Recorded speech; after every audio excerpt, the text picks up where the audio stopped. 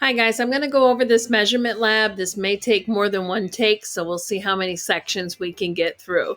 Please make sure you review the objectives at the beginning here. There's 3 pieces of information in every measurement: the value, the precision or number of place values, and the unit. We're going to record and represent the numbers using the correct significant figures so that we can identify and minimize errors when measuring. And eventually we'll get to section 6 where we'll distinguish between accuracy and precision. I'm interested in the fact that you're reporting the measurements with the correct number of place values and the appropriate units. So if we go through, the first part was just a reading, and I did ask you to either highlight, color, change the text or the font so that you can kind of connect with this reading. Some of the vocabulary words that I came up with were measurement, magnitude, significant figures, unit, and accuracy and precision. And there was some words I didn't really understand, but as I went through this reading and did the experiment, I was able to kind of make some connections, and I changed the font along here so you can check that out as well. All of these things are so that we can talk about the variation among measured results, and that can help us reduce our experimental errors.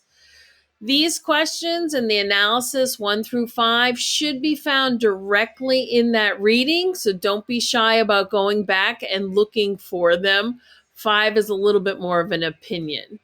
On this first sheet on using the graduated cylinder, the first question here simply asked us to determine what each one of these little graduation marks, they're talking about these marks here, like 0, 10, and 20 are the major marks.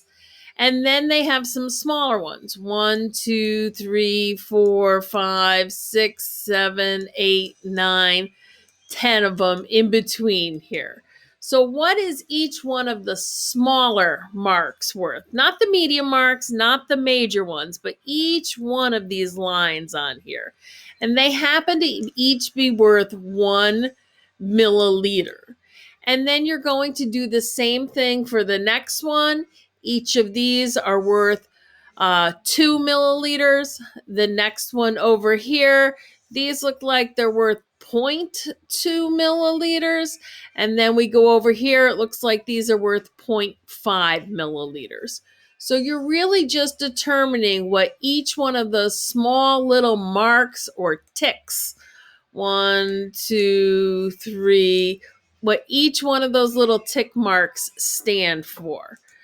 Okay, so that was the first section. The next section is they gave you some instructions. They told you that when you read a graduated cylinder, you need to read from the bottom of the meniscus, and it has to be kind of at your eye level.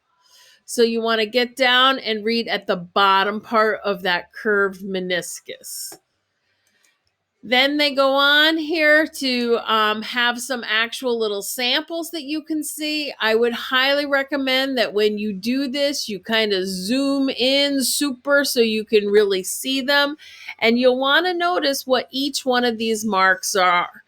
If the major marks are 10s, and there's 10 marks in between, each one of these little marks is worth 1. So 21, 22, 23, 24. It definitely looks like it's pretty close to 25, but it may be just a hair over. Because it's marked every 1 milliliter, you are forced to make the estimate 1 place value smaller than the smallest mark. I'd say it's a little bit higher than that 25.1. It looked pretty darn close there. Also, don't forget to put the units. If you wrote 25.2 milliliters, you're correct. If you wrote 25.0 milliliters, you're correct. Our estimate is an estimate, but you must make an estimate 1 smaller than the place values